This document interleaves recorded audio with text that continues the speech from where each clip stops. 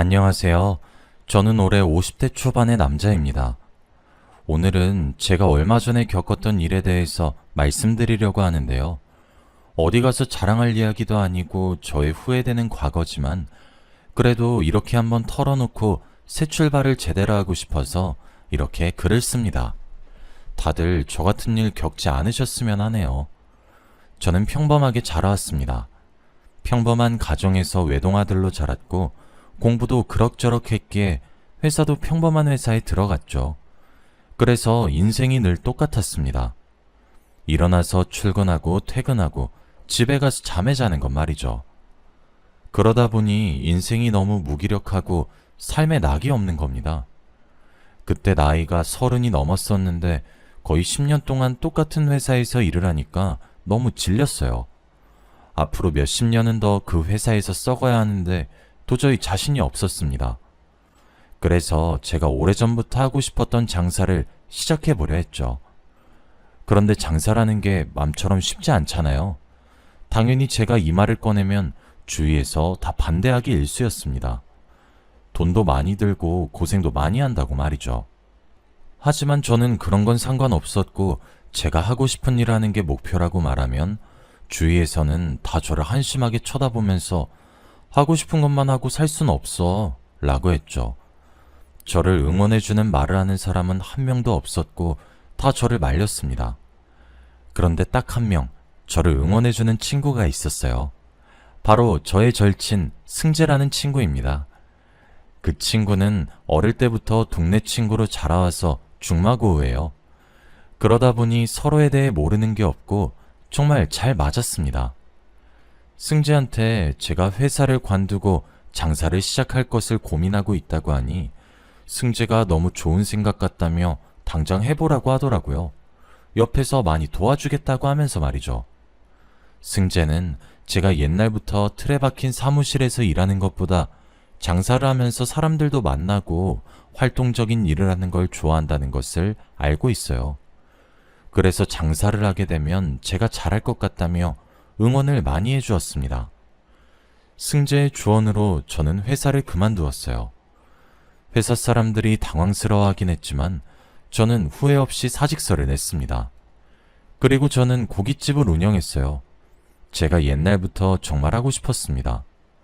고기를 고르는 것부터 시작해서 하나하나 정성을 다했고 제 손길이 안 들어간 곳이 없을 정도죠.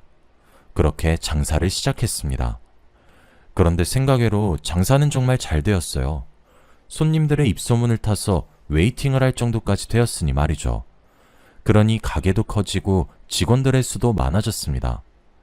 갑자기 저희 가게가 잘 되니까 저도 당황스러웠지만 제일 놀란 건 주위 사람들이었죠.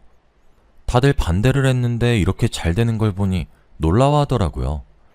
제가 갑자기 돈방석에 앉으니까 친구들이 정말 부러워했습니다. 저도 제가 이렇게 큰 돈을 만질 수 있을지 상상도 못했어요. 돈을 모아서 부모님 집도 사드리고 차도 사드리면서 못다한 효도를 다 했습니다. 그리고 정말 지갑이 여유로워지니까 사람이 주위를 잘 둘러보게 되더라고요. 제 옆에 남아있는 친구들에게 잘해야겠다는 생각이 들었습니다. 그래서 친구들에게 거하게 한번 쏘려고 했어요. 가게 쉬는 날 승재를 포함해서 동네 친구들을 여러 명 불러 술을 한잔했죠. 제가 갑자기 외제차를 끌고 옷을 입는 것이 명품이 되니까 친구들이 놀라더라고요. 예전에는 가성비 좋고 질보단 양이었는데 돈이 정말 사람을 바꿔놓긴 했습니다. 친구들과 저희 가게에서 고기를 먹으며 술을 한잔하는데 친구들이 술을 많이 권하기 시작했어요. 운전을 해야 해서 술을 안 먹겠다고 했지만 친구들은 저를 끝까지 먹였죠. 그래서 저도 모르게 술이 굉장히 취했던 것이 느껴집니다. 그리고 저는 기억이 없어요. 친구들과 밤새 고기를 구워 먹으며 술을 먹었던 것이 기억은 나지만 눈을 뜨니 방이었습니다. 그런데 저희 집이 아니었어요. 마치 숙박업소 같았죠. 그런데 더 놀라운 건 제 옆에 사람이 있었습니다. 한 침대에서 말이죠. 바로 여자가 누워 있었거든요. 정말 놀랐습니다. 이게 꿈인지 현실인지 분간도 안 되더라고요. 그래서 저도 모르게 소리를 치고 말았습니다. 저의 목소리에 놀라서 잠이 깬 그 여자는 제가 모르는 여자였어요. 그런데 딱 봐도 나이가 어려 보였죠. 저와 그 여자 둘 다 옷을 입고 있지 않았습니다. 저는 어젯밤이 하나도 기억이 나지 않았고 그 여자가 누군지도 몰랐어요.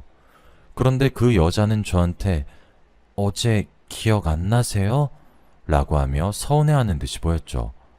저는 정말 혼란스러웠고 이 상황을 어떻게 처리해야 하나 싶었죠. 그리고 그 여자에게 제 전화번호를 주고 도망치듯 옷을 입고 나갔습니다. 분명 어제 친구들과 술을 먹긴 했지만 여자를 만난 기억은 없어요. 그런데 어떻게 모르는 여자와 한 침대에 있을 수 있나요? 저는 숙박업소를 나가는 내내 생각을 해봤지만 떠오르지 않았고 결국 승재한테 전화를 했어요. 승재가 전화를 받자마자 어제 어떻게 된 거냐고 물었는데 승재는 놀라운 말을 했습니다. 야, 너 어디 갔었어? 갑자기 술 먹다 말고 나갔잖아, 너. 그래서 내가 애들 다 보내고 가게 뒷정리 다 했다. 이 말을 했고 저는 승재의 말을 듣고 더 혼란스러웠죠. 차마 승재한테 제가 모르는 여자와 하룻밤을 보냈는데 기억이 나지 않는다고 말을 할 수 없었습니다. 그래서 대충 전화를 끊고 바로 집으로 돌아갔죠. 그 여자는 며칠 동안 연락이 없었고 저는 그렇게 저희의 관계가 끝난 줄 알았습니다. 머릿속에서 그날의 기억이 사라져갈 때쯤 그 여자에게서 연락이 왔어요. 모르는 전화번호로 왔길래 그 여자라는 것을 바로 알 수 있었죠. 그런데 전화를 받자마자 저에게 저 임신했어요 라고 하는 겁니다. 저는 그때 뒤통수를 한 대 맞은 기분이 들었어요. 어떻게 임신을 할 수 있나요? 너무 놀라서 아무 말도 못하고 있는데 그 여자는 뱃속에 있는 아이를 낳을 거라고 했습니다. 결혼은 하면 좋지만 하지 않아도 된다고 했죠. 저는 제 아이를 임신했는데 그녀를 차마 혼자 둘 순 없었습니다. 그래서 제가 결혼을 하자고 했죠. 다들 놀랍긴 하겠지만 저는 그 당시 나이도 있었고 제 아이를 임신한 여자가 있었으니 차마 결혼을 안 할 수는 없었습니다. 그 여자를 사랑하지 않는데 어떻게 결혼을 하냐고 나무라시겠지만 저는 결혼을 하고도 충분히 그 여자를 사랑할 수 있다고 생각했어요. 그 여자는 제가 결혼을 하자는 말에 심하게 당황하더라고요. 자기 혼자 키워도 된다며 양육비만 보내라고 했죠. 그치만 저는 그 모습을 보고 있을 수 없었고 결국 저희는 결혼을 하기로 했습니다.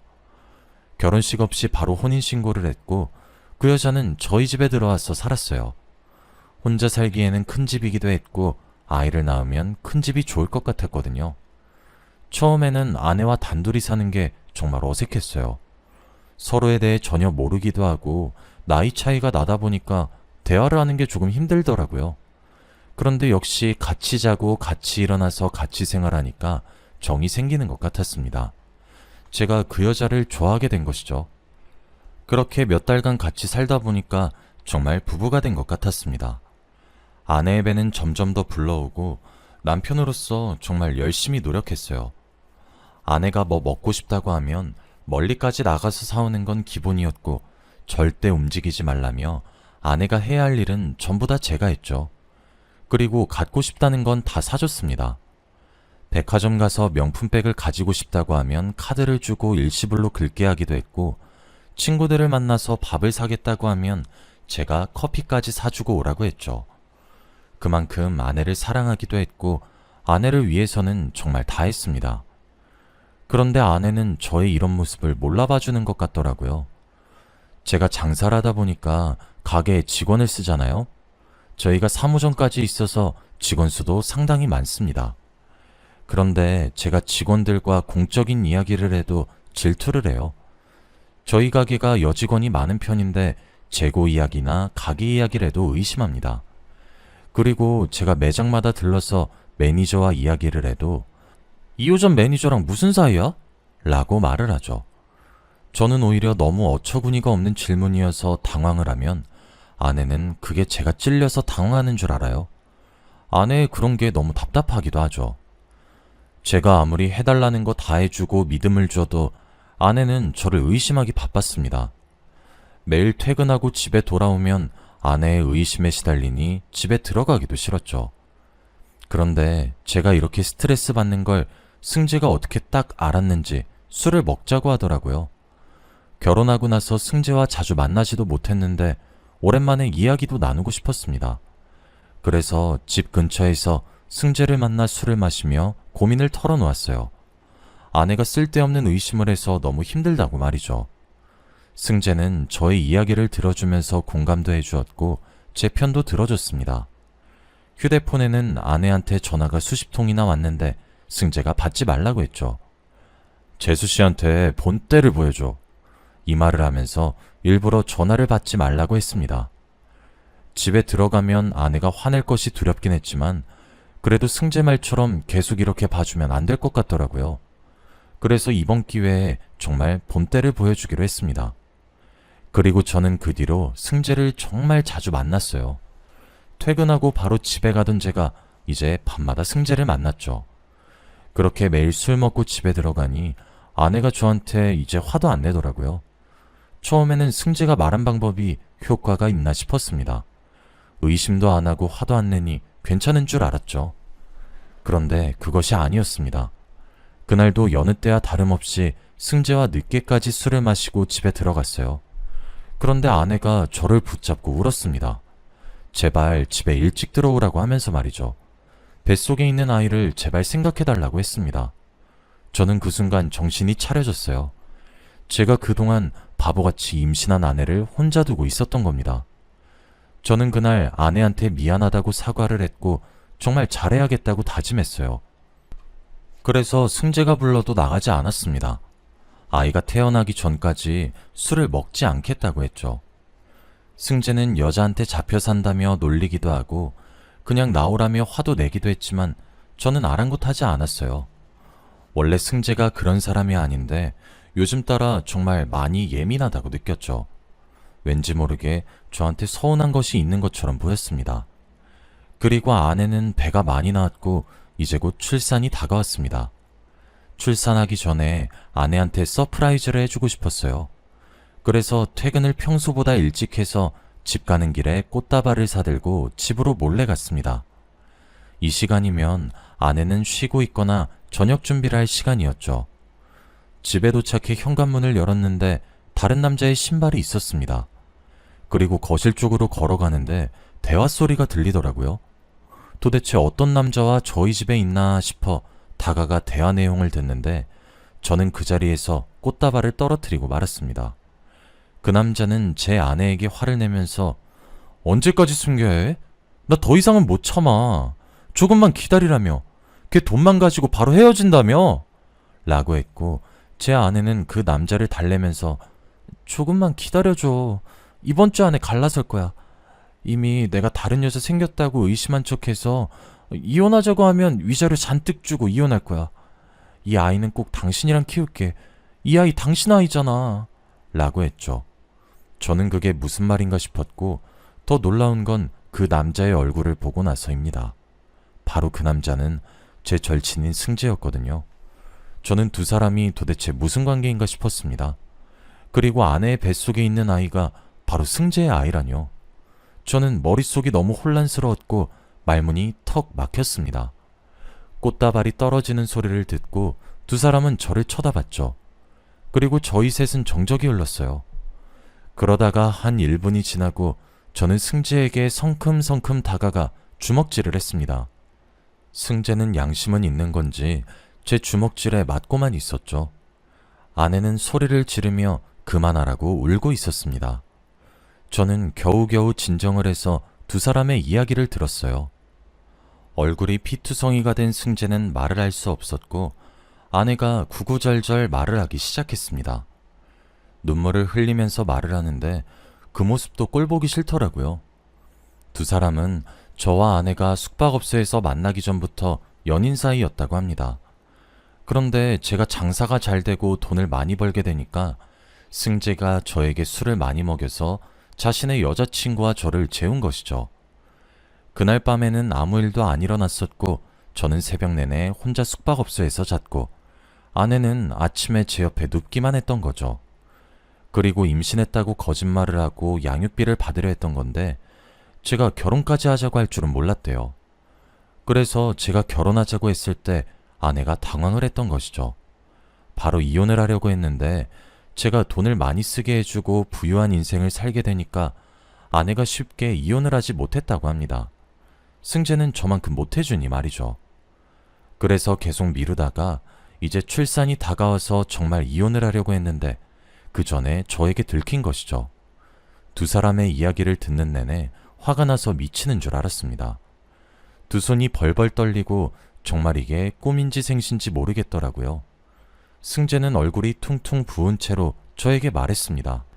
네가 갑자기 돈을 잘 버는 게 너무 셈이 났어.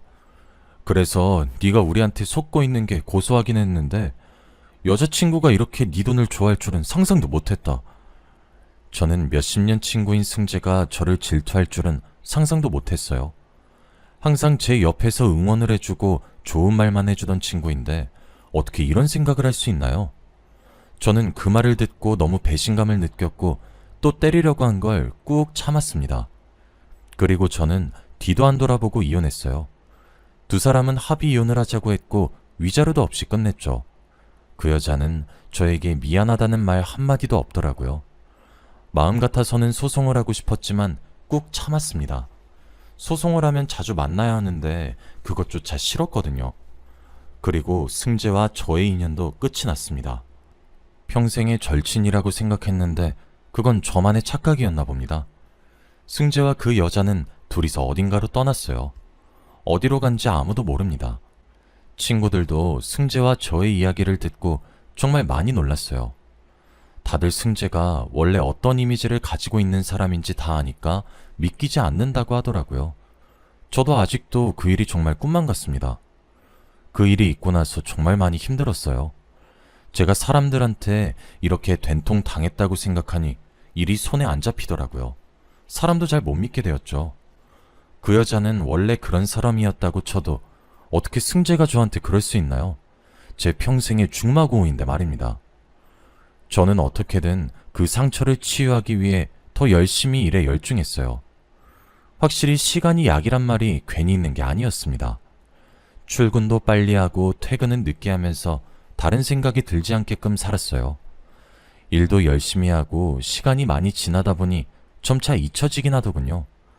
정말 과거에 있었던 일로 기억이 되니까 한결 편안해지긴 했습니다.